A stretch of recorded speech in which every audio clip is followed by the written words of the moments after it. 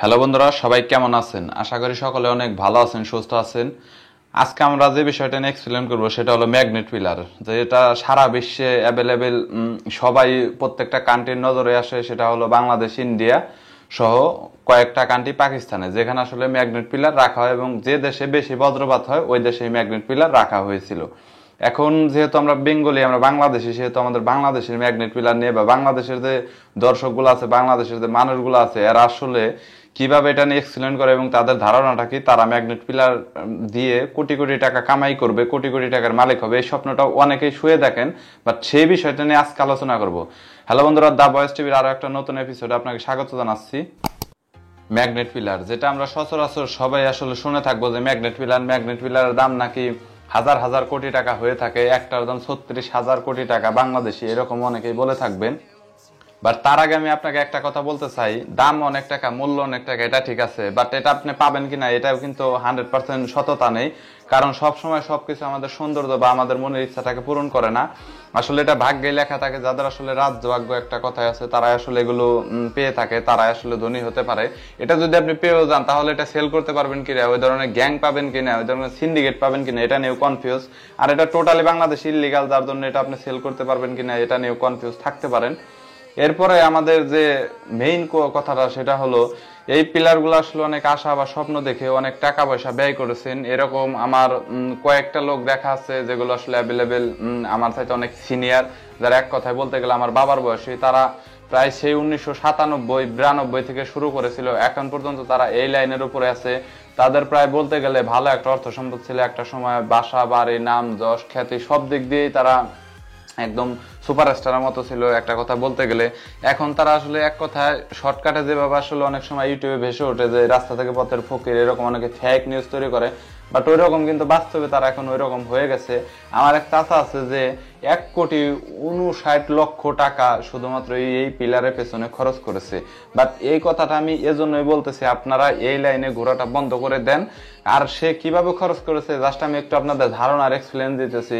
For example, সে কি করতো, ওই কেউ যদি বলতো যে আমার কাছে অমুক একটা জিনিস আছে, এটার খুব মূল্য, এটা দেখেন, আপনি ভিডিও দেখাইতো, অথবা দেখা গেল যে বাদাম ফোনে ভিডিও করে এনে দেখাইতো, অথবা কিছু মানে রাইস বলে চাউল বলে, চাউলের টেস্ট এনে দিত, উনি কিছু টাকা চাইতো, দিয়ে দিত। এইভাবে দিতে দিতে দিতে দিতে একটা পর্যায়ে সে এখন ফকির হয়ে গেছে। মানে তারপর ওই লাইনে থেকে কখনো বাদ দেয় নাই কোনো অংশে, যে আমি অবশ্যই আজও সে এই লাইনের উপরে উপরে আছে। এখন পর্যন্ত আমি যে তার সাথে মাঝে মাঝে কথা হয়, বাট এই বিষয় না, সে আমার চাচা, আমার অন্যরকম একটা ভাবের মানুষ, যার জন্য আমি তার সাথে সবসময় কথা বলি। বাট তাকে আমি সবসময় একটা জিনিস সাজেশন দিই, এই লাইনে ঘুরে এরকম আসলে অনেকেই ফকির হয়ে যাবে, আমি সবসময় বলে থাকি। কিন্তু তারপর উনি কখনো আমার এই কথাটা আসলে নেই না, মানে গুরুত্ব দিয়ে নেই না। বাট তার মনে আজও বিশ্বাস যে সে কোনোদিন হলেও এই লাইন থেকে নাকি কোটিপতি হবে। এরকম শুধু একজন না, আমি যতটুকু তার কাছে এক্সপ্লেন সহ শুনেছি, বাংলাদেশে অনেকে অ্যাভেলেবেল এরকম আছে। প্রায় তার 4টা-5টা ডিস্ট্রিক্টে তার পরিচিত আত্মীয় স্বজন রয়েছে, যারা এখনো তার সাথে একজোট হয়ে কাজ করে এবং কি তারা সবসময় এগুলো খোঁজার চেষ্টা করে কারো কাছে আছে কিনা, বা এরকম এক্সপ্লেন করে, এরকম অনেক কিছু বলেছে। বাট এটা কিন্তু সম্পূর্ণ ইললিগালি কাজ, এটা আসলে লিগালি না। এরকম আসলে টিকটিকি আছে, অনেকে বলে থাকবেন, অথবা হাঁসপার যে এই আছে, টিকটিকি যদি 50 গ্রাম হয়, হাঁসপা আপনার কক্ষ, এগুলো যদি পেয়ে থাকেন, এগুলো নাকি কোটি কোটি টাকা পাওয়া যায়। এছাড়াও কয়েন গুলো আছে। আমি আপনাদের টোটালি সাজেশন করবো এই লাইনগুলো আপনারা বাদ দিয়ে দেন, এটাতে শুধুমাত্র আপনার জীবনটাই ধ্বংস হবে। এছাড়াও আমার কাছে আর একটা কথা যেটা এক্সপ্লেন করেছিল, সেটা হলো একজন মানুষ যে এই লাইনে টাকা খরচ করতে করতে একটা সময় যখন সে পথের ফকির হয়ে যায়, তখন সেই মুহূর্তে তার যে বউটা ছিল, উনি সুইসাইড করেছেন।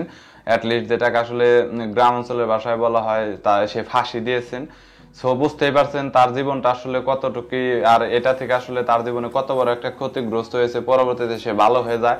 যার জন্য আমি আপনাদের বলবো, জীবনে একটা দুর্ঘটনা ঘটার আগেই বা এই লাইন থেকে আপনি সরে যাওয়াটাই বেটার। কারণ পরিশ্রম করলে সেই টাকাটা আসলে একটু অন্যরকম ভাবে উপভোগ করা যায়, সেই টাকার কষ্টটা বোঝা যায়। আর যেটা সহজেই যেটা পাওয়া যায় না বা কারো কপাল লেখা থাকে না, আর এটা আসলে টোটালি ডিপেন্ড করে আপনার কপালের উপরে, আপনার কপালটা কতটা ভালো, যার যার ভাগ্যের উপরে নির্ভর করে। এটা যে পাবেনি এমনও কথা না। তবে এমন কিছু মানুষ আছে যারা অল্পতে অনেক কিছু পেয়ে যায়, সেটা যে কোনো লাইন থেকেই হোক, হয় তার জব থেকে হোক, হয় বা তার বিজনেস থেকে হোক, হয় তার যে কোনো একটা কর্মজীবনের একটা ধাপ থেকে আসুক, সে কিন্তু সফলতা সাকসেসফুল পেয়ে যায়।